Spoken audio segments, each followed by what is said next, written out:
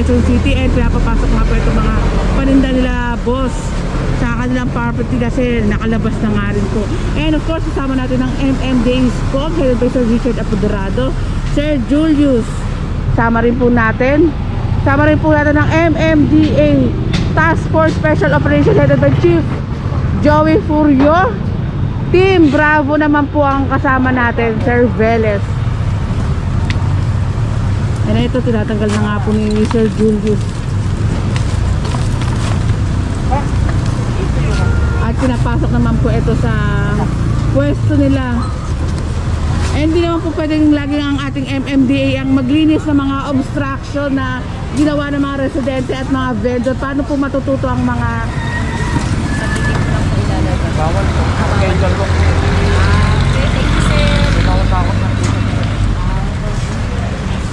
And okay lang po magtanong basta para may idea nga po kayo sa mga do's and don'ts. Ayun, nasa bangketa.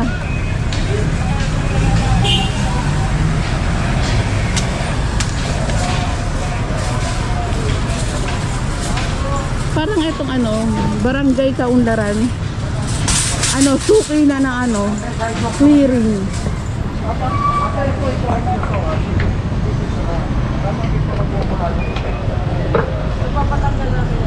Tapos dito kayo magpaupas ito. Yun ang tama. Ang step mula sa property na ito, hindi outside your property na ito.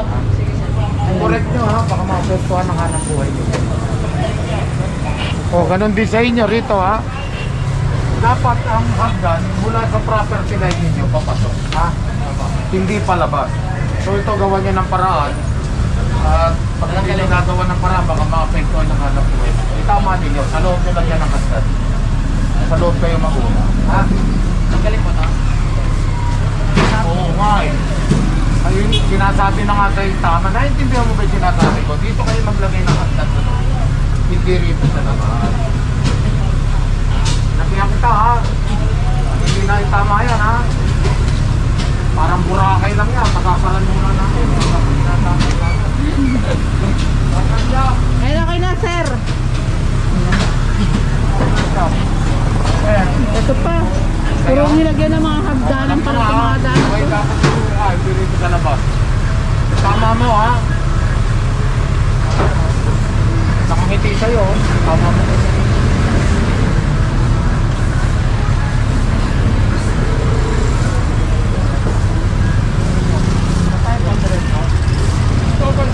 Marayaw mo lang. Ayan, may kasama rin po tayong towing. Si ate, sipag kanina pa nagwawalis ha. Ano po kayo dito, ma'am? Take care. Ayan, salamat po. Ayan, dito naman tayo sa side na to. PA Bernardo pa rin tayo. In fairness dito, malinis ha, mga kabungisis ha. Sana na nahagip dahil merong jeep. Malinis na itong pwesto na ito. Ay, ito na pala. Aray, natambayan, nalakad pa ako. Dito naman tayo sa side na ito. Ayan, puro halaman nga rin po. Maganda maghalaman kung nasa property nyo mismo. Pero kung makakapinsala nga po sa mga daraan, wag na nga lang po. Pasok nyo. Tutulungan ko yung ipasok ha. Huwag nyo na ibabalik ha. Kung ibabalik sa bangketa, makukumpis ka yan. Ha? At choosy kayo eh. Karga ko na lang kaya. Karga ko na lang. Sagapalo sa lakaran eh. Ayun na nga. Kaya nga pinatutulungan ko. Ba't kayo nagagalit? Ayaw nyo ipalagay dyan. Sige. Mamaya ma-accidente pa kayo doon. Alam nyo kung bakit? Magdidilig kayo, mababasa yung hagdan nyo. Madudulas pa kayo na. Kaya dapat wala ring halaman sa hagdan. Kaya kung gusto nyo mapahamak, madulas, ay magdilig kayo sa hagdan para maging basa yung hagdan nyo. Di ba? Papa? Mga daraan nga rin po, nagdidilig nga po dito sa bangketa. Ito mga stairs po na to sa Richard, okay lang po ba yan? Alin po? Mga hagdanan Oo, po. actually, property line nila kung makikita mo yun ang metro Kaso lang, pinangangaralan natin si nanay Kasi gusto niya maglagay ng halaman dito. Pag diniligan mo yung halaman, di mababasa. Pati ang hagdanan mababasa. Oh, so it is unsafe. Oh, kaso lang kung matigas ang ulo ni nanay, ay madudulas siya. Oh, laging basa oh. Kasi may halaman sa hagdanan. Lalo na sa mga may edad, ang hirap din pag ganun, nadulas. Yung mga likod, kaya sa mga may edad nga po, ingatan niyo yung likod ko kapag nadulas kayo, magpa-check up agad kayo. Para yung mami bibili atin nandito. Hindi dito nakatayo. Pag ang mami bibili mo dito nakatayo, traction na dito. Ngayon ko dapat ang mami bibili mo dito nakatayo. Tapos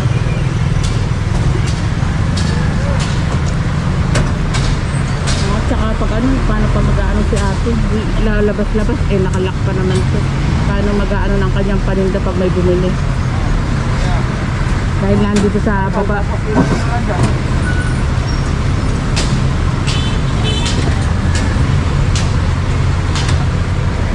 And tanggal na nga po ito.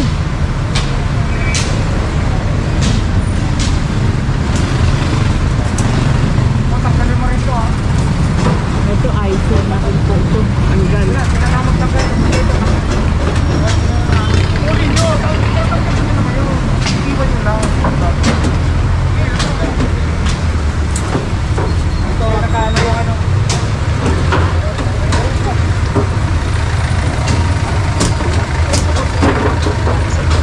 Ayan, dito naman sa truck. Ayan mga kabungs, nagkakasya nga po yung mga nakuwang obstruction. Para hindi na rin po makalat sa kalsada or bangketa, kaya dito na ginagawa sa looban ng truck.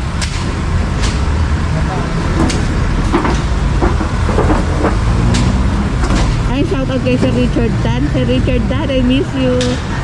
Ayan, kasama natin sa clearing. Sana sa susunod kasama na uli natin si Sir Richard Dan tsaka si Buhawi dyan. Nakita ko si Sir Richard kanina. Eh, dito naman tayo sa side na to, Batay Street. Ito, meron pang no parking sign. Tayo ba? Tayo o hindi? Ayan, di kay boss. Ba't nakikialam ka? Hindi pala yun. And hindi ko lang alam kung merong one side parking po dito sa pwesto na to. Anong mayari? Ay, ano pa, kadena sa may ano, poste. Kumpiskado.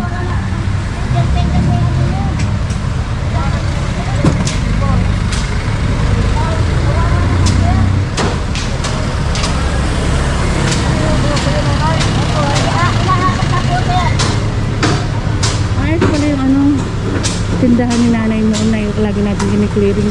Ito yung ano, pinyahan. Kung lagi kayo nanonood ng Busirak Diary, may intindihan niyo po na itong side na to ginagawang tindahan ng mga pinya. May mga malalaki pa daw na kariton. naman yung nagtitinda. Grabe. Ba yan? Kasi hindi iniiwan doon ay. Awan sa dito.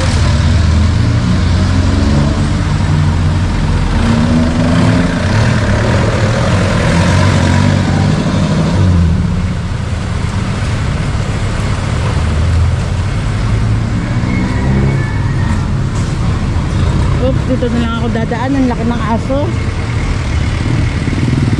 And proceed tayo dito mga kabungsnis.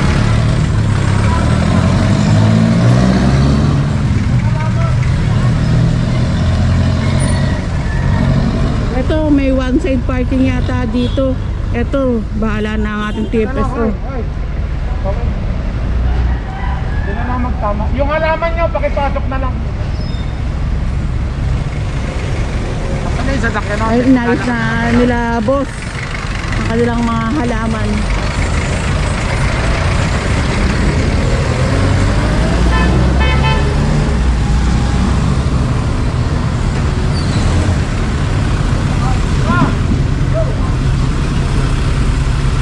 Ayan, magabalik ang busilak tayo. Tawid tayo dito mga kabungis-ngis. Mayor ISD, yes.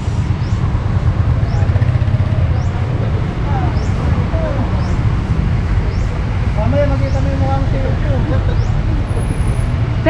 ano ni sir? Wala po siyang dalang helmet, ma'am. Walang dalang helmet. Walang helmet. Nakalimutan daw yung helmet. Ang ticket na nga po si boss. Ang bilis tumakbo ni boss. Ayan, bahala na ating ano, TFSO. Yan, titigitan na nga po si sir. Ayaw magpa-shout out, sir. Salamat, boss. Ayaw po po yung ano mo. Kunin mo yung account ni ma'am para makita mo mamaya. Ayan, pipirmahan na nga lang po ni sir para i-receive na nga rin po ang kanya. Yung license, binigay naman po kay boss. Bayad si Dara. Salamat, sir. And proceed na tayo dito. Continuation tayo mga kabungis sa ating touring operation. Ito nga po, dito no parking this side. Dito bawal, dito pwede naman pong ano, mag-park. Pinayagan po ng ano, barangay na i-park yung mga sasakyan nila dito sa side na ito.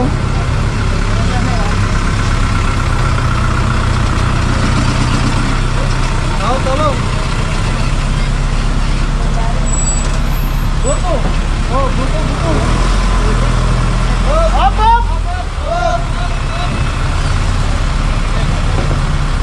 Oh, buto.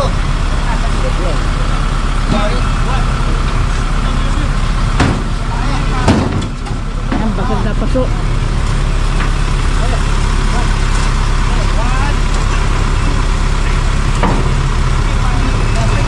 Oh, ang bigat na ito.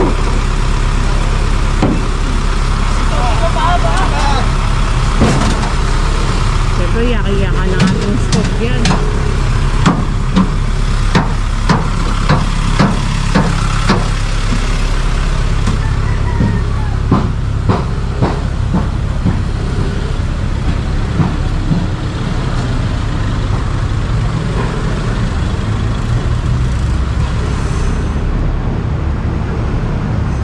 Ito yata yung ano, si ate na may tindahan dito kung hindi ako nagkakamali. Ano ka rito? Alin dyan yung berde? Mamaya sa barangay tayo. Ba't doon mo iniiwan? Sampa na nga rin po sa truck itong ano, ginagawang parking sign.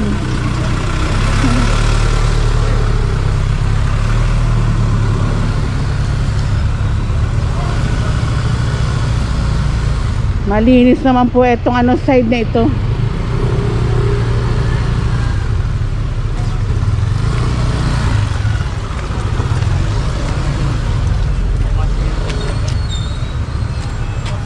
Oo nga, pero dapat hindi na doon iniiwan ha. Temporary kong ilagay dun siya kasi Pero hindi temporary yung karsada. Mga disgrasya ang tawag doon.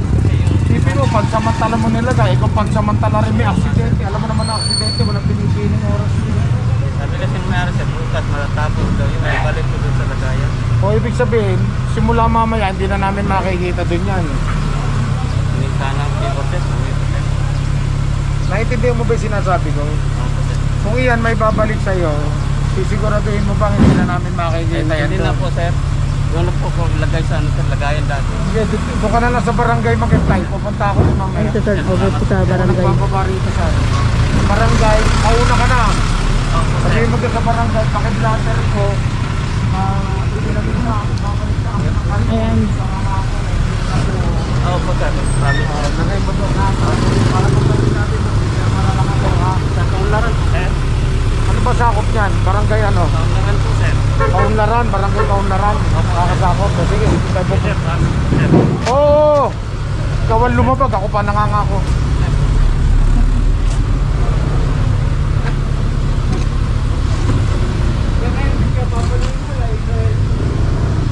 Kaya ito natin, one side mo. Kakaiba din yung ano, mga lumalabag lagi.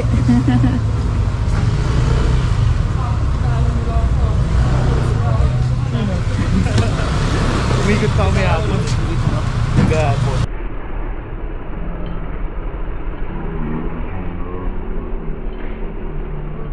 Order ka na ba tayo ng...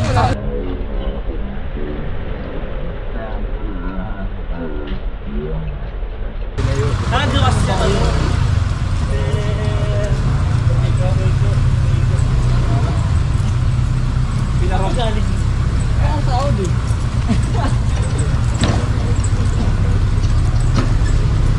Ito yung ano ng MMDA barrier.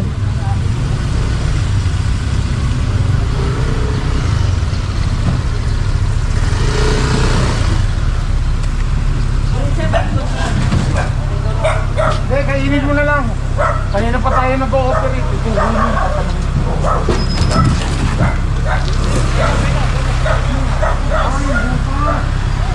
Hinarangan pala yung butas.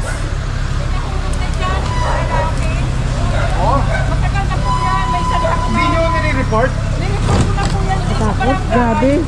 Anong aksyon ng barangay? Delikado yan. Busy! Busy sa. Sabihin nyo sa barangay, huwag na silang tumakbo sa susunod na eleksyon. Ha? Kawawa naman yung mga hulog dito. Ang laki sa Anong ang barangay? lalim. Anong barangay? Nahulog na dito? Shout out to! Barangay Kaunlaran! May nahulog na! Busy daw kayo! Busy! Oh. Pati yung nahulog, nagpunta doon sa barangay. Wala rin. Oh, wala rin daw aksyon. Isang taon na po yan. Isang taon na, ayan, barangay Kaunlaran. Ito, may nahulog na nga po, sabi ni ma'am. At sabi, busy daw ang barangay Kaunlaran sa pag-asikaso nito. Sana asikasuhin po agad dahil nga buhay ang nakasalalay. Tingnan nyo naman yung ginawang harang lang po ng ano. Presidente, ma'am, ang gumawa po ba niyan? Harang po. Opo. Kayo lang po ba gumawa niyang harang? Ay, may 2 linggo pa lang po yan. Ah, harang. Opo. Tapos talagang nakabukas po talaga yan nun pa. Opo, kasi may nahulog na nga po yun sa construction. Ayun, sana Tapos yung maasikaso. nahulog na yon, may sugat, pumunta din sa barangay. Wala din, nag-report din siya. Ano po sabi ng barangay, ma'am? Ay, sabi, busy daw po sila. Busy daw po sila, ayan. Sabi nung nahulog. Ayan, salamat, ma'am. Shout out. Shout out. Shout out. Shout out kay Apple. Okay, girlfriend mo? Girlfriend ko. Ayan, Apple, hello. Shout out sa'yo. Salamat, salamat. Mga funded ano nyo, mga fans nyo. Wow, pansi ka tama. Sir Nixon. Shout out. Yan, Bulacan.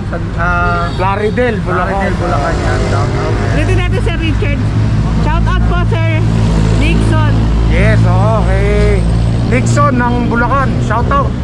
Kasama natin ang mga magigiting na vlogger na paborito nyo dyan sa Bulacan. Ayan, maraming salamat po, Sir Nixon.